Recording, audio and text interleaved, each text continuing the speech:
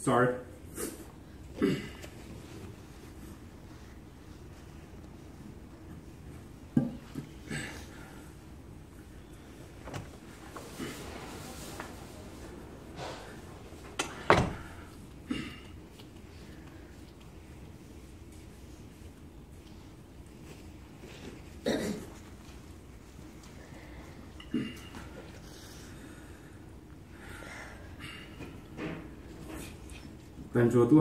So I just want to say Happy Father's Day.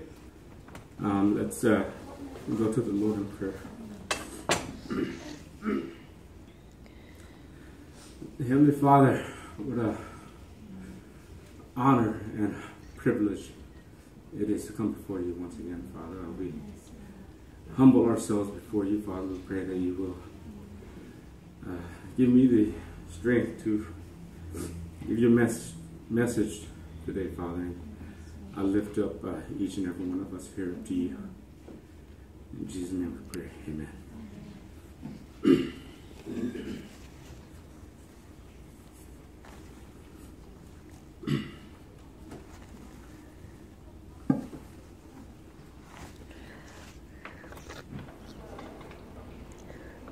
This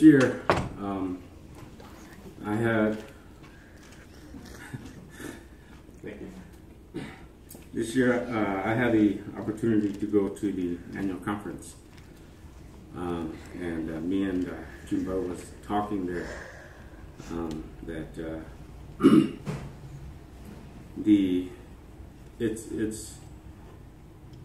it's an honor to see the young men that are rising up in the local churches today. They're rising up as elders, rising up as pastors.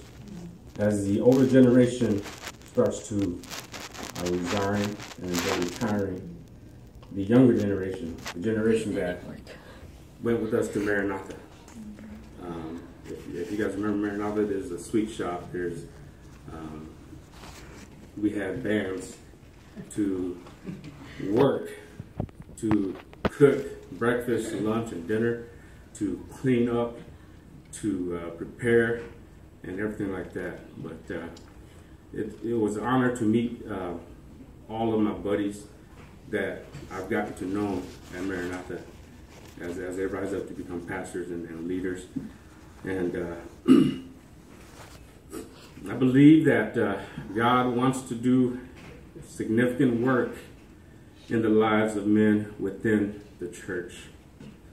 But it requires that we dig in and stand up and be accounted for. So when I ask you, what does it mean to be a man? What's God's purpose for men?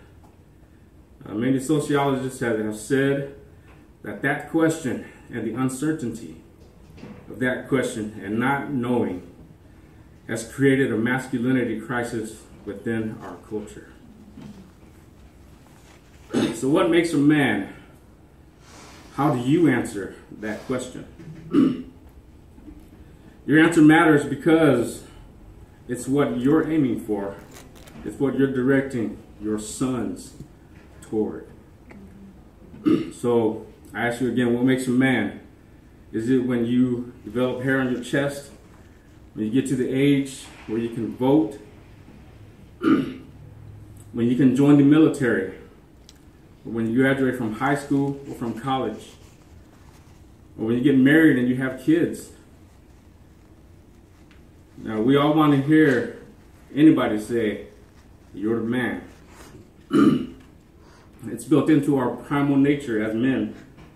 Whether you hit that game-winning hit in baseball, score the winning touchdown in football, or get that game-winning hit in baseball.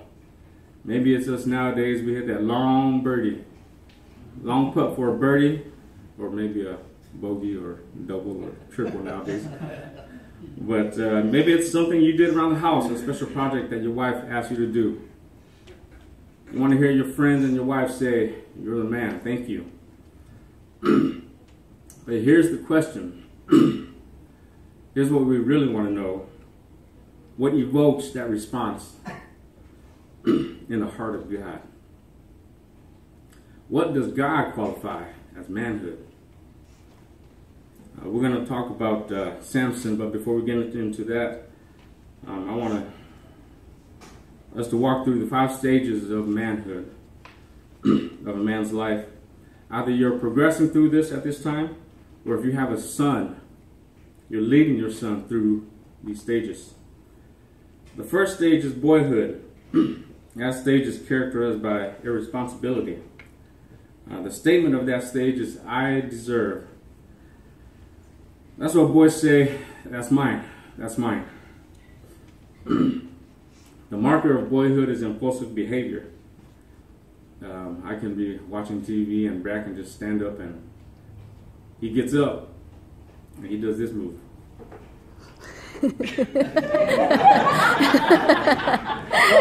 I was like, what's that? It's the floss. I was like, what's the floss? I looked it online. It's by it was developed by a skinny guy called Backpack something. but that's boyhood. Impulsive behavior. You get no warning. You're totally living in the moment and totally reliant on others. The second stage is adolescence.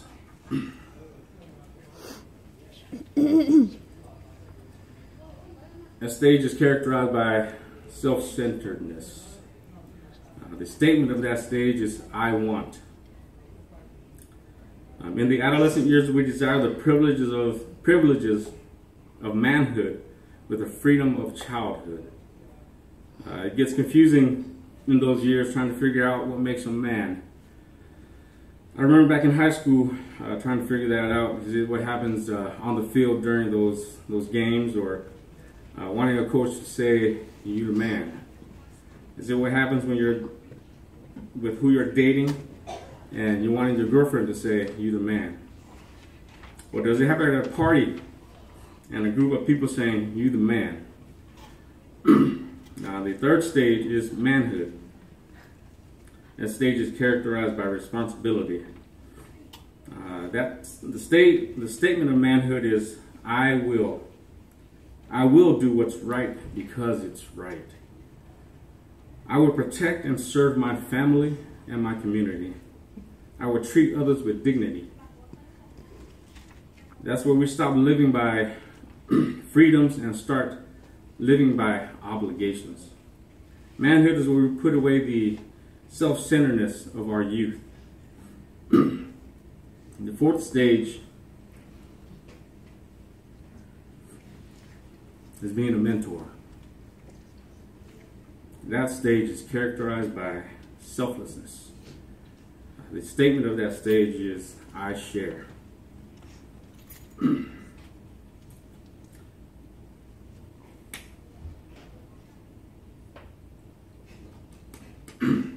What you see in a mentor is truthfulness and grace. A mentor uses his life experiences and shares it with others. That brings me to my dad.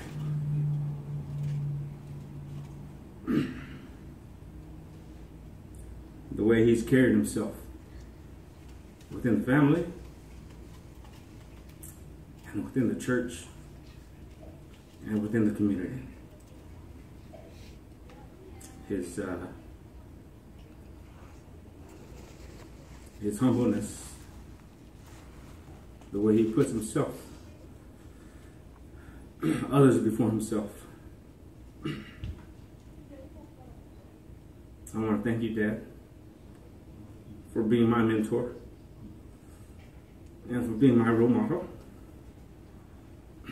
when I was growing up and until this day.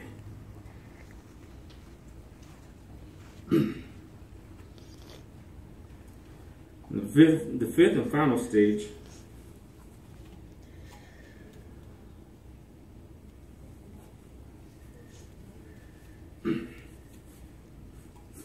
is being a patriarch.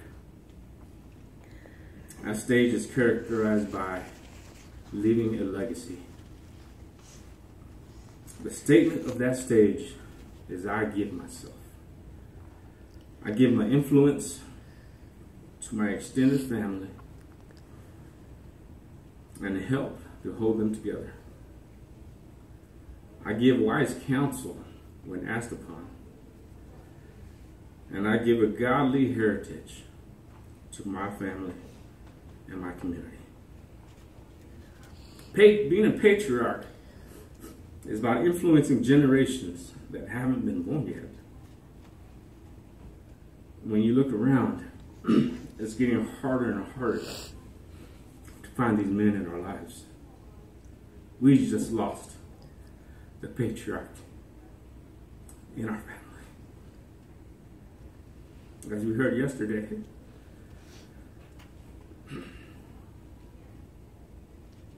my dad didn't have a father growing up.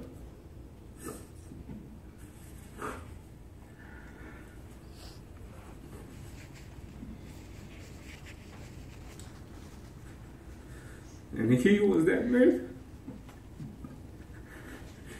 to my dad.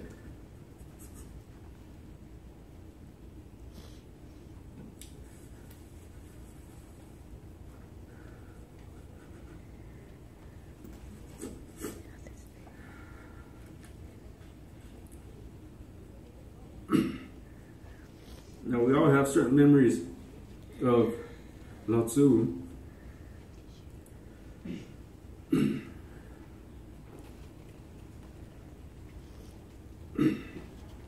All the meetings he's called, all the wisdom that he's given us through those meetings. When we were younger, it looked like he was constantly getting on each and every one of us. But as we grow older, as we learn, we know that it's only been words of wisdom to help us grow into men.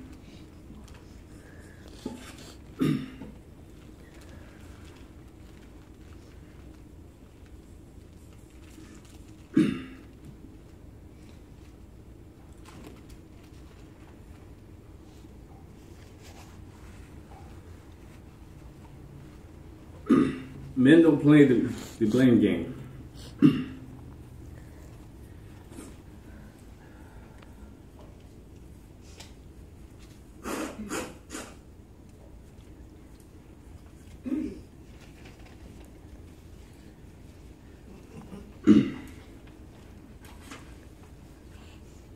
They take responsibility for their actions.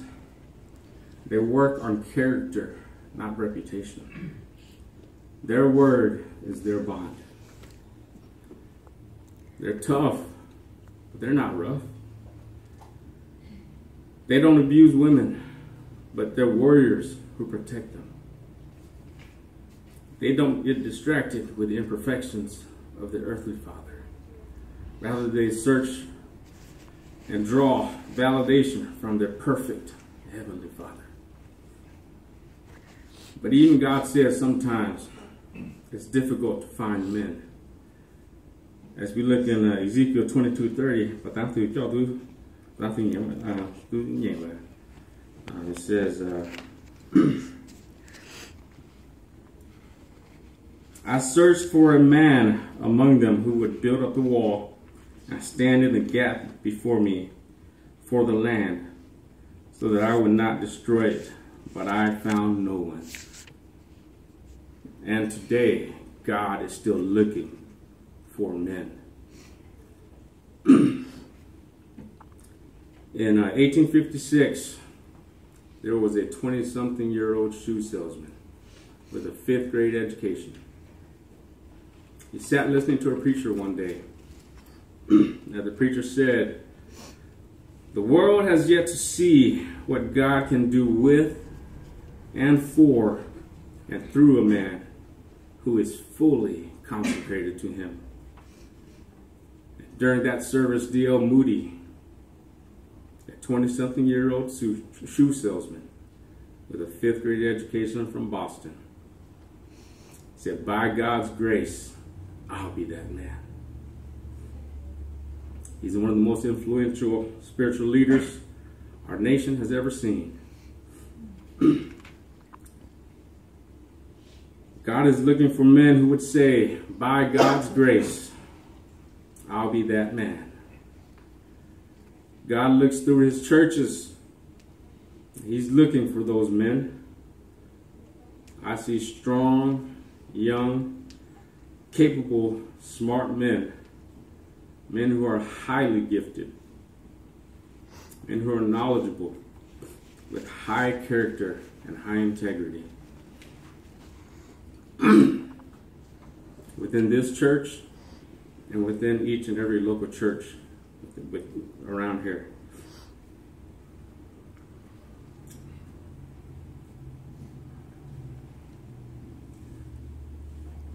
That's why we're going to talk a little bit about Samson. He was and is the strongest man in the Bible. But it was his weaknesses that took him out. You know, strong men have certain tendencies that can take us out. As we look through the life of Samson, turn with me to the book of Judges. Samson's story runs through 4 chapters, 96 verses that detail his life.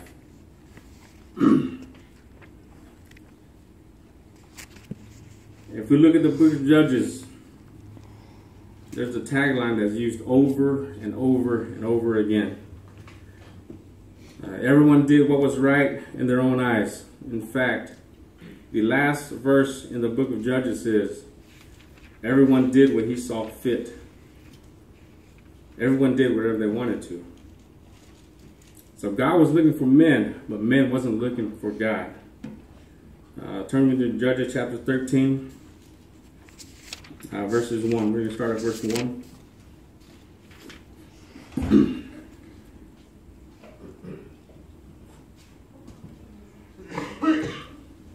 Now the sons of Israel again did evil in the sight of the Lord, so that the Lord gave them into the hands of the Philistines for 40 years. Now because of their sins and because of what they did, what was right in their own eyes, they had turned away from God, and God handed them over to the Philistines. So for 40 years they were in oppression and held in captivity. We continue reading. There was a certain man of Zorah, of the family of the Danites, whose name was Manoah, and his wife was barren and had borne no children. Then the angel of the Lord appeared to the woman and said to her, Behold now, you are barren and have borne no children, but you shall conceive and give birth to a son. Now therefore be careful not to drink wine or strong drink, nor eat any unclean things. For behold, you shall conceive and give birth to a son, and no razor shall come upon his head, for the boy shall be a Nazarite to God from the womb. And he shall begin to deliver Israel from the hands of the Philistines. So God had a mission for Samson. He handpicked him, and he was gifted. And he had gifted him for that calling. He's given him a unique calling, but along with that unique calling, he gave him a unique conviction. And that conviction was to be a Nazarite. Now normally the Nazarite vow lasts between 30 and 60 days. And they had very specific boundaries. The boundary markers for a Nazarite would be no strong drink, you can't touch dead bodies, and you can't cut your hair. Now, like I said, normally those vows would last several months only, but God gave it to Samson for his lifetime.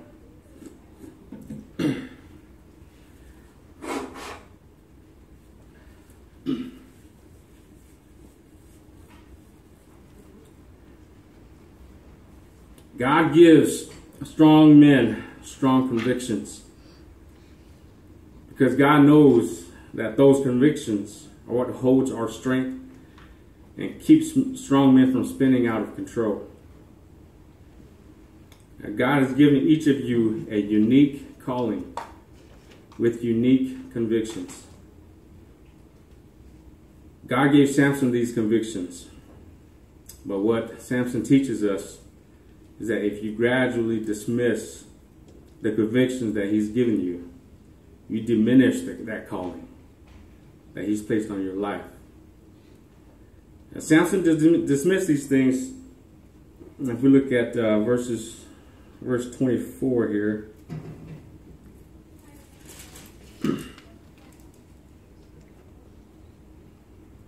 Then the woman gave birth to a son and named him Samson. And the child grew up, and the Lord blessed him. Now Samson grew and was stirred by God. He grew physically, and God's Spirit was on him. Now there were some amazing feats that Samson did. One time he went up against the lion, and he broke the lion's neck with his bare hands. Another time the Philistines had tied him up, but if we look in the text, the ropes melted. If we light a rope with fire, it melts pretty quick. So the ropes melted, and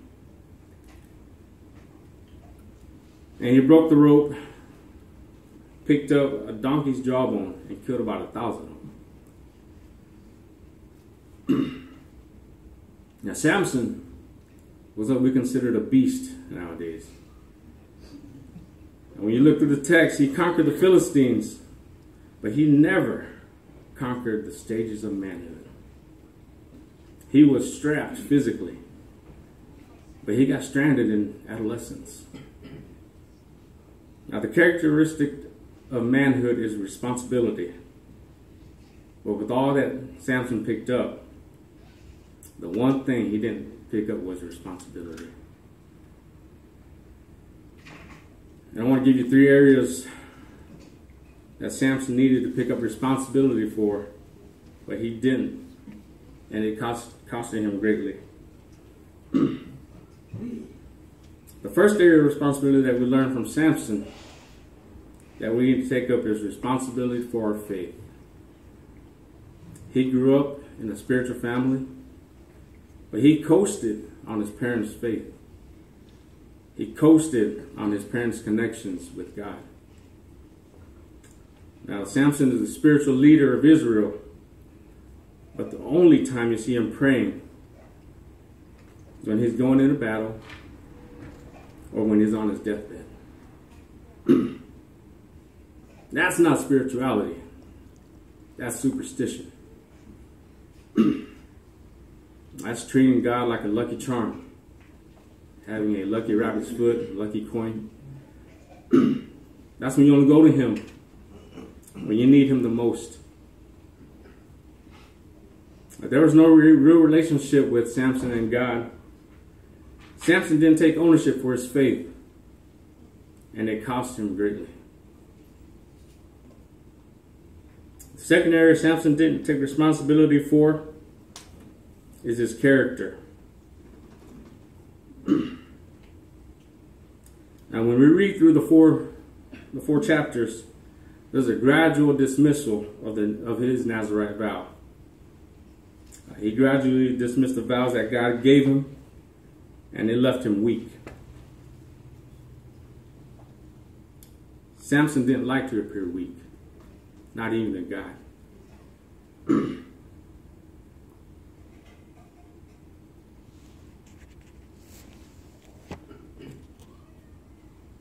Now, when your kids come up to you and they say, "Daddy, show me your muscles," do you show them your weak arm, or do you show them your strong arm?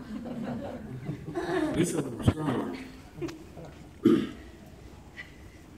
As guys, we don't want people to feel our weak arm, our kids to feel our weak arm. That's just the way we're made. That's how we're wired. And how many of us approach God in the same way? We always give him our strength. We give him when we're good. We give to him when we're successful. But then we sort of manage our own weaknesses and hide our weakness from him. Now, when God comes to hug you, he doesn't just hug your strong arm. He hugs your weak arm too. He gives you a bear hug.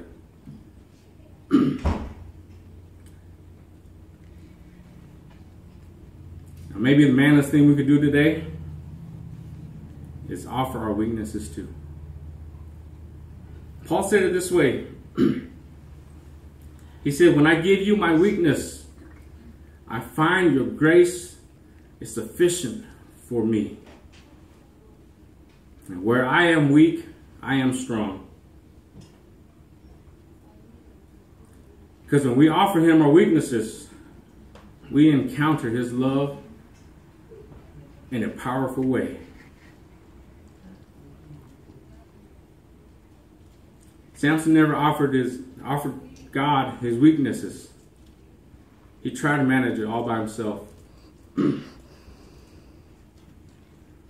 third thing that Samson never took responsibility for is he never took responsibility for his mess. The reality for us, for all of us men here, is we make messes.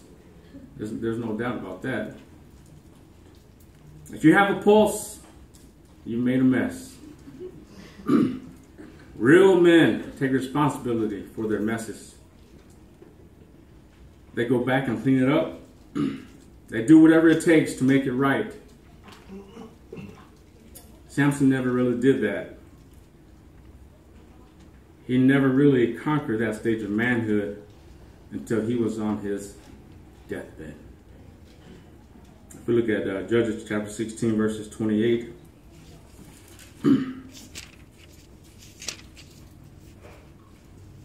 It says, then Samson called to the Lord and said, O Lord God, please remember me.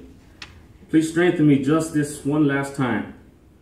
O God, that I may at once be avenged of the Philistines for my two eyes. Samson grasped the two middle pillars on which the house rested and braced himself against them, with the one with his right hand and the other with his left. And Samson said, let me die with the Philistines. And he bent with all his might, so that the house fell on the lords and all the people who were in it.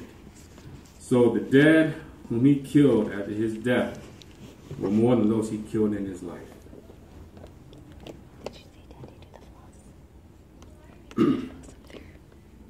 Responsibility is the weight that God has given you.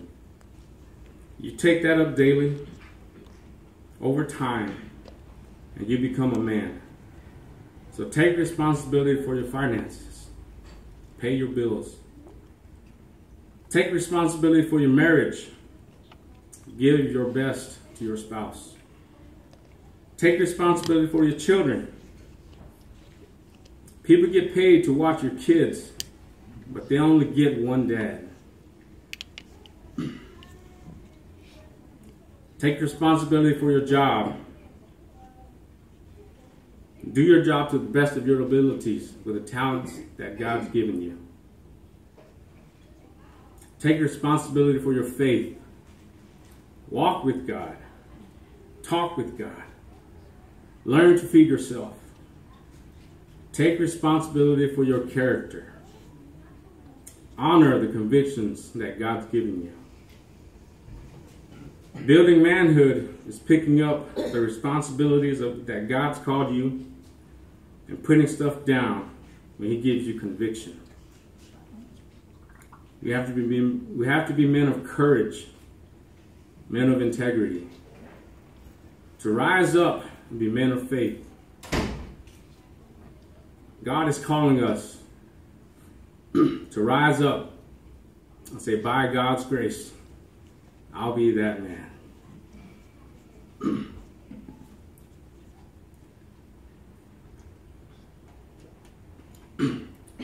His name is Thomas Anderson, aka Neo. He's a computer programmer, part-time computer hacker. One day, in a set of circumstances, he gets whisked away to a computer-generated reality called the Matrix. gets whisked away from his ordinary, everyday world to another realm. In that realm, he meets a woman named Trinity, whom he falls in love with. In that realm, he discovers there's a whole other community of people out there in a city called Zion. Also discovers there's an enemy called Mr. Smith, who can replicate himself over and over and over again. It's also in this realm that he meets Morpheus. Morpheus says to Mr. Anderson, "Neo, we've been looking for you. Neo, we've been waiting for you." Because you see, Neo, you are the one. Now, that's hell back there. That world you just came from, that ain't real. This world you're in is real. And in this world, there are powers beyond your imagination. In this world, there is ability. There's going to be challenges in this world because Mr. Smith is not excited that you are here. You're going to be resisted on every end. But, Neo, if you accept the challenge, you will see your life transformed, your love transformed, and you will deliver a society that is disintegrating. Neo, we've been waiting for you. So Neo, you have a choice. And this hand is the blue pill. You swallow this blue pill, go back home to your plain old, ordinary computer programming, computer hacking life. Wake up tomorrow.